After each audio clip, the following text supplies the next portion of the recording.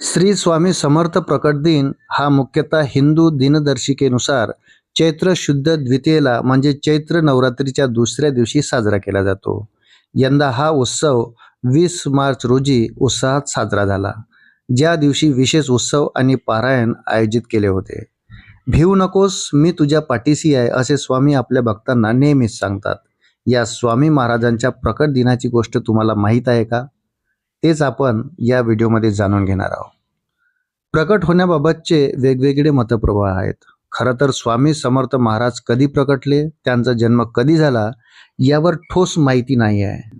पण अनेक कथांमध्ये उपलब्ध असलेल्या माहितीनुसार श्री स्वामी महाराजांचा अवतार पंजाब प्रांतातील हस्तिनापुरापासून 24 किलोमीटर अंतरावर असणाऱ्या छेलीखेडा नावाच्या गावामध्ये एका वटवृक्षाखाली झाला होता असं सांगण्यात येतं।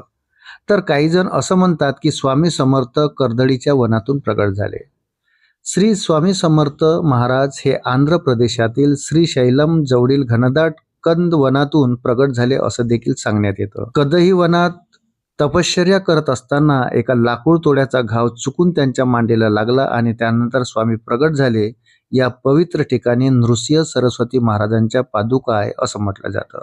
जानकराच्या मते 1856 मध्ये अक्कलकोटच्या खंडोबा मंदिरात पहिल्यांदा स्वामीचं दर्शन झालं। त्यांनी मंगळवेढ्यामधून पहिल्यांदा अक्कलकोट नगरीमध्ये प्रवेश केला होता असं देखील म्हटलं जाते।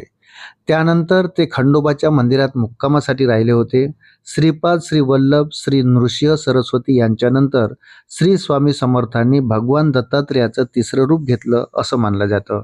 अगदी आजच्या काळात देखील स्वामींना मानणारा आणि त्यांच्यावर श्रद्धा असणारा समुदाय फार मोठा आहे। स्वामी समर्थ प्रकट दिन हा त्यांच्या अवतरणाचा दिवस म्हणून साजरा केला जातो। या दिवशी भक्त स्वामींची विशेष पूजा, आरती आणि नामस्मरण करतात। श्री स्वामी समर्थ या मंत्राचा जप केल्याने मनशांती, धैर्य आणि संकटातून मुक्ती मिळते अशी श्रद्धा आहे।